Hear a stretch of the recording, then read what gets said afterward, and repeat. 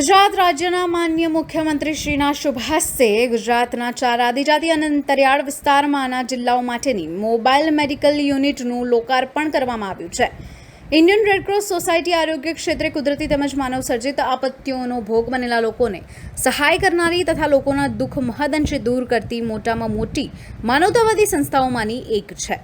Indian Red Cross સોસાયટીની ગુજરાત રાજ્ય શાખા દેશની સૌથી સક્રિય રાજ્ય શાખાઓમાંની એક છે. ત્યારે આ રેડક્રોસ સોસાયટી ગુજરાત રાજ્ય શાખાના માન્ય ચેરમેન શ્રી અજયભાઈ પટેલના નેતૃત્વ હેઠળ રાજ્ય શાખા સમાજ કલ્યાણ અને જનસમુદાયના ઉત્થાન માટે ઘણા બધા આરોગ્યલક્ષી માનવતાવાદી કાર્યક્રમો ચલાવી રહી છે.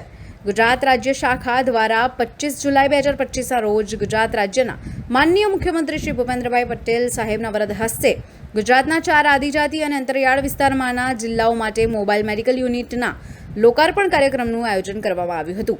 આદિજાતિ અને અંતરિયાળ વિસ્તારના 4 જિલ્લાઓ ડાંગ, દાહોદ, સાબરકાંઠા તથા અરવલ્લીમાં આરઈસી ફાઉન્ડેશન દિલ્હીના સહયોગથી મોબાઈલ મેડિકલ વાન, જેમાં ડોક્ટર, નર્સ, ફાર્માસિસ્ટ તથા ડ્રાઈવર આમ સુસજ્જ તાલીમ પામેલ ટીમ દ્વારા દરેક ફળિયા તથા મહોલ્લામાં મોબાઈલ મેડિકલ વાન લઈને બીમાર અને જરૂરિયાતમંદ લોકોનું મેડિકલ ચેકઅપ કરી વિનામૂલ્યે દવા તથા સારવાર આપવામાં આવશે.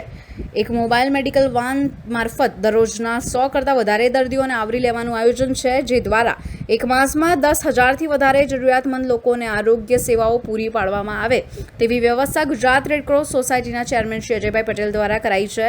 ત્યારે આ ઉમદા સેવા કાર્યમાં આરઈસી ફાઉન્ડેશન દિલ્હીનો આર્થિક સહયોગ પ્રાપ્ત થયેલ છે.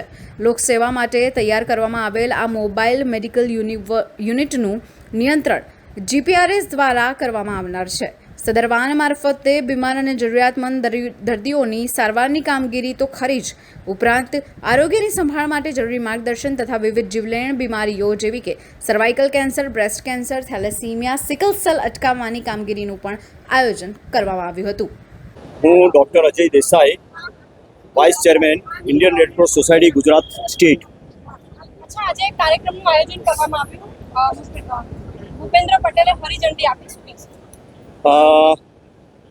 આજના દિવસે 25મી જુલાઈ અને શ્રાવણ મહિનાના બેસતા દિવસે જ્યારે આ એક આયોજન કર્યું છે, તેમાં અમને રેડક્રોસ ગુજરાતને ગુજરાતના ટ્રાઇબલ વિસ્તારોમાં મેડિકલ સહાય પૂરી પડી રહે એ અંતર્ગત આરઈસી ફાઉન્ડેશન તરફથી 6 મેડિકલ યુનિટ વાહનો આપવામાં આવી.